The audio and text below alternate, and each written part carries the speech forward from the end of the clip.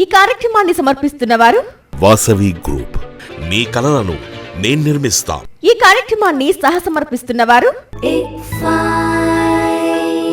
అందరికీ నమస్తే. గరం గరం వార్తలకి స్వాగతం. ఇయాల కూడా మీకోసం చాలా వార్తలు పట్టుకొచ్చినాం. అంతకంటే ముందుగాల హెడ్లైన్స్.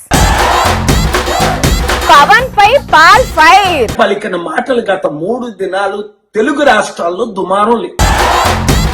ఇంట్లోకి పోయిండు దొంగోడు, ఫ్రిడ్జ్ డోర్ తీసి తాగిండు కూల్ డ్రింక్.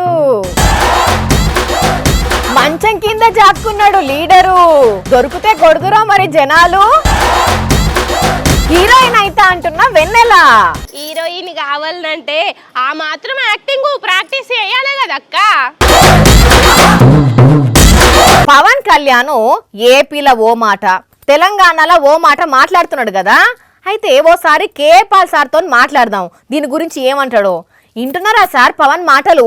పవన్ కళ్యాణ్ పలికిన మాటలు తెలుగు రాష్ట్రాల్లో దుమారం లేదు. అదే కదా, ప్రాంతాల మధ్య చిచ్చు పెట్టడం న్యాయమా? ప్రాంతాల మధ్య చిచ్చు పెట్టడం న్యాయమా? అంటే ఏపీలో జరిగిన డిఎస్సి గురించి టాపిక్ డైవర్ట్ చేయడానికేనట కదా. అదే కొందరు అనుకుంటున్నారు అట్లా. ఇచ్చిన వాగ్దానాలను నెరవేర్చమని ప్రజలు నిలదీస్తుంటే అవి మానేసి ఈ గొడవలు ఎందుకు? అదే కదా మరి, ఏపీలోనేమో ఇచ్చిన హామీలన్నీ నెరవేరుస్తలేరు గాని తెలంగాణలో ఏదో మాట్లాడబట్టి ముందు ఇచ్చిన హామీల గురించి మాట్లాడాలి కదా. తమ్ముడు పవన్ కళ్యాణ్ రా. ఎక్కడికి సారు? జూన్ 14ని నేను హ్యూస్టన్ లో పెద్ద సభ పెడుతున్నాను. మీరు పిలిస్తే వస్తాడా? అంతేకాకుండా నవంబర్ 3 వరకు అమెరికాలో మన తెలుగు సత్తా, మన భారతీయుల సత్తా చూపిద్దాం. ఆయన వచ్చిన కులాల గురించి మాట్లాడొద్దు అంటాడు, మళ్ళా ఆయనే కుల ప్రస్తావనలు తీసుకొస్తాడు. ప్రాంతాల గురించి మాట్లాడొద్దు అంటాడు, మళ్ళా ఆయనే ప్రాంతాల గురించి మాట్లాడతాడు.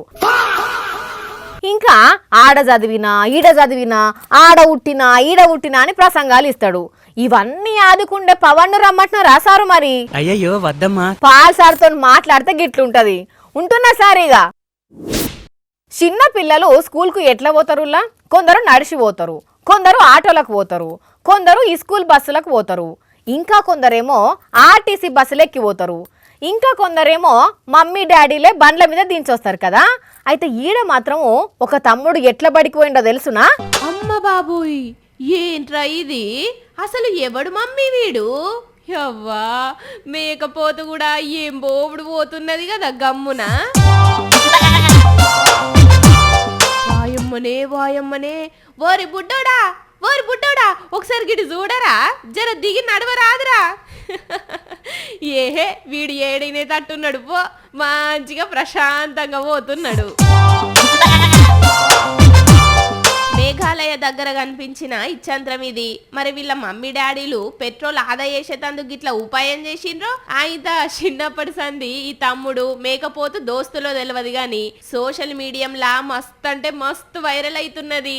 ఇక దీన్ని చూసిన కొందరు అంత చిన్న మేకపోతు మీద పిల్లగాన్ని కూసోబెట్టడం ఏంది అని కామెంట్లు పెడుతుంటే, ఇంకా కొందరేమో తమాషాకే చేసిండ్రు, దీంట్లో లొల్లేమున్నది అని కామెంట్లు పెడుతున్నారు. ఏమైంది పిల్లకు గట్లూరుకొస్తున్నది? ఎవరన్నా తరుముతున్నారా ఎట్లా? వెన్నెలా అక్క నువ్వే నన్ను కాపాడాలక్క. ఏమైంది వెన్నెలా? ఎందుకు అట్లా ఉరుకొస్తున్నావు? అక్కడ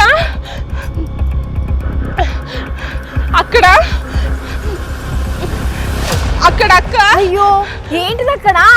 ఏమైందో చెప్పు. అక్కడ నా వెంట నేనే పడుతున్నా, నా నుండి తప్పించుకోలేదు.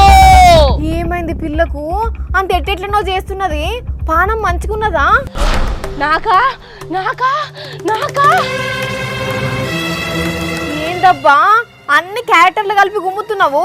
చంద్రముఖి ఊనిందా ఏంది?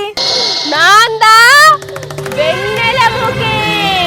అయ్యో, ఇందాక ఉరికి రంగా తలకాయకేదో దెబ్బ తాకినట్టున్నది. పిచ్చి లేచి ఇట్లా ఏందేందో వరులుతున్నది పాపం. నిజంగానే నా వెనకాల ఎవరో పడ్డారనుకున్నావు కదా అక్క. నీ పిల్ల పిసలేసిందా? ఏ ముచ్చట్ల జోక్ చేయను తెలియదా నీకు? ఏందిదంతా? హీరోయిన్ కావాలంటే ఆ మాత్రం యాక్టింగ్ ప్రాక్టీస్ చేయాలి కదక్క. హీరోయిన్ కాదది, హీరోయిన్. ముందు హీరోయిన్ అనుడు నేర్చుకో. అయినా నీకెవరు హీరోయిన్ ఛాన్స్ ఇచ్చే అమాయకులు? ఇన్నేళ్ల సంధి నీకేం ఛాన్సులు వస్తలేవని కుళ్ళుకోకు. నా సినిమాలా ఏమన్నా పని మనిషి క్యారెక్టర్ ఉంటే చెప్పుమంటలే. అద్దులే అమ్మా, రిలీజ్ కాని సినిమాలో ఏ క్యారెక్టర్ అయితే ఏమున్నదిలే.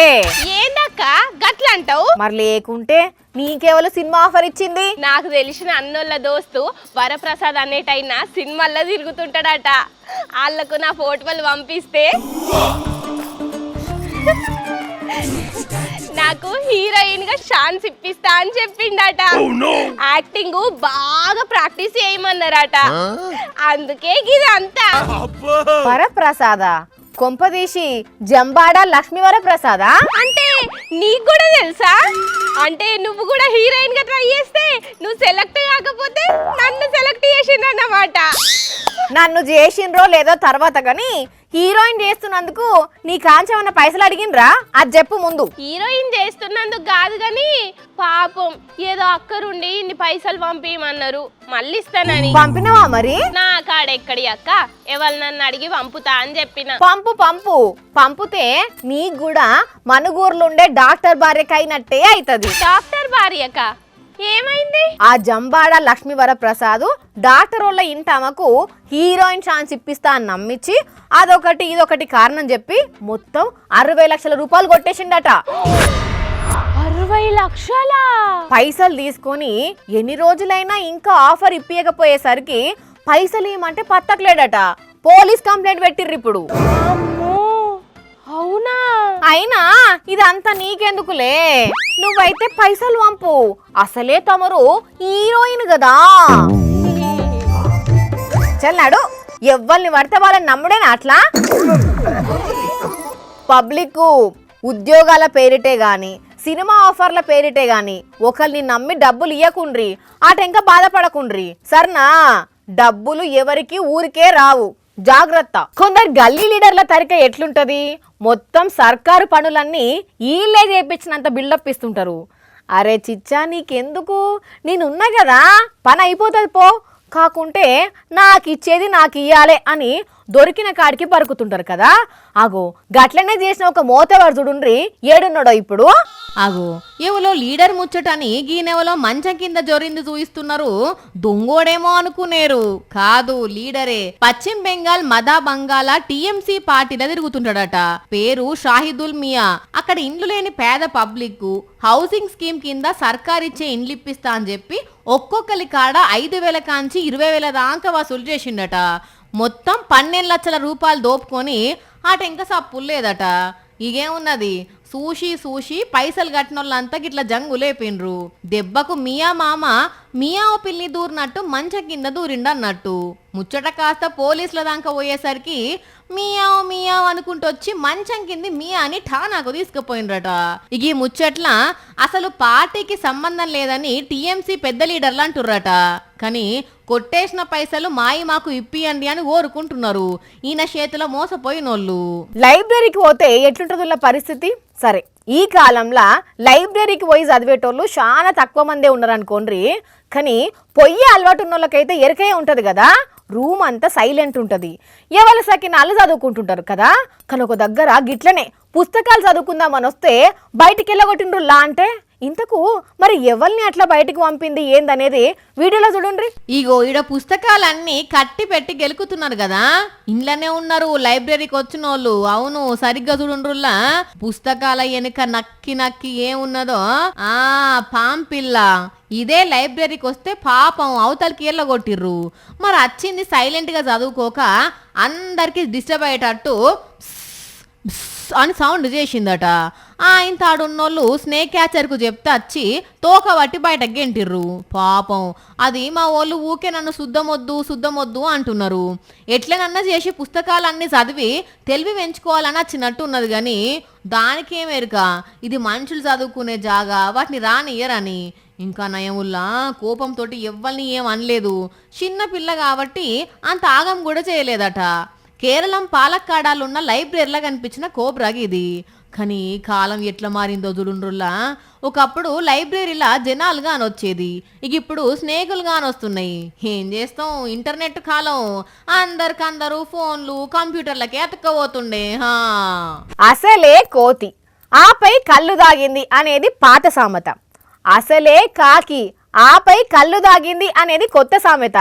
అదేంది కాకి కళ్ళు తాగుతుందా అంటే సుడుండ్రుల్లా ఎట్లా తాగుతున్నదో. తాటి కళ్ళు కమ్మగుంటది, కావు కావు తాగుతుంటే మస్తుగుంటది, కడుపులంతా సల్లగుంటది, కావు కావు గిర్ర గిర్ర దిప్పుతుంటది అనుకుంటా ఇంగో ఈ కాకి ఇట్లా ప్యూర్ తాటి కళ్ళు తాగబట్టింది.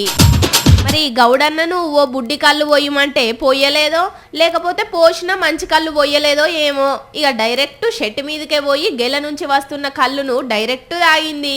ఇక ప్యూర్ కళ్ళు కాబట్టి ఆరోగ్యానికి కూడా మంచిదేనాయే. మరి నిజంగానే ఇది తాగుబోతు కాకో లేకపోతే ఎండకు దూపై తాగిందో గాని ఇట్లా షెట్ ఎక్కి కళ్ళు తాగబట్టింది. మరి కాకమ్మ ఎట్లా కళ్ళు తాగబడితివి? ఓ మిచ్చర్ పొట్లం కూడా స్టఫ్ కొంట పోతే ఇంకా మంచిగుండు కదా. ఇక దీన్ని చూసి అన్ని కాకులు కళ్ళు కలవాటు పడితే పాపం గౌడన్నలకు కష్టమే.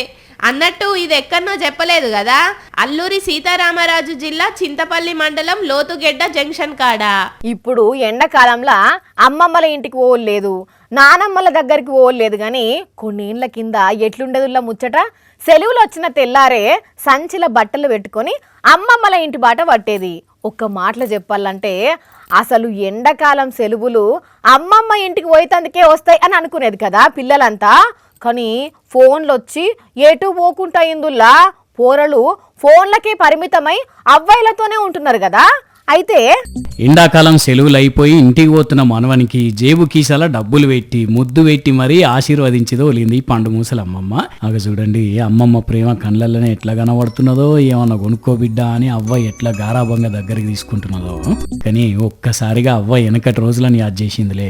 అప్పట్లో రూపాయి 2 రూపాయలు ఇచ్చినా అమ్మమ్మల ప్రేమలు అట్లనే ఉన్నాయి. ఇప్పుడు 100 రూపాయల నోటు జేబుల పెట్టినా అమ్మమ్మల ప్రేమలు అట్లనే ఉన్నాయి. మరి పిల్లగాడు ఎన్ని రోజులు అమ్మమ్మతోనే ఆడుకొని గోరు ముద్దలు తిన్నాడో గానీ మనవాడు పోతున్నాడన్న బాధ అయితే అమ్మమ్మ కళ్ళల్లోనే కనబడ్డది. మరి ఇది ఎక్కడ జరిగిందో గానీ సోషల్ మీడియాలో వైరల్ అవుతుంటే మీకోసం పట్టుకొచ్చినాం. కానీ అవ్వ ఒక్కసారిగా వెనకటి రోజులకు తీసుకుపోయిందిలే. ఇట్లుంటాయి అమ్మమ్మలు మనవళ్ళ ప్రేమలు. చూసిరు కదా, ఇవే ఇవాల్టి గరం గరం వార్తలు. మళ్ళొచ్చే ఎపిసోడ్లో ఇంకిన్ని గరం గరం వార్తలతో కలుద్దాం. మన టైం అయితే గుర్తుకున్నది కదా, రాత్రి 8:30కు, మళ్ళీ పొద్దుగాల 8:30కు. మర్చిపోకుండా చూడుండ్రి. టాటా.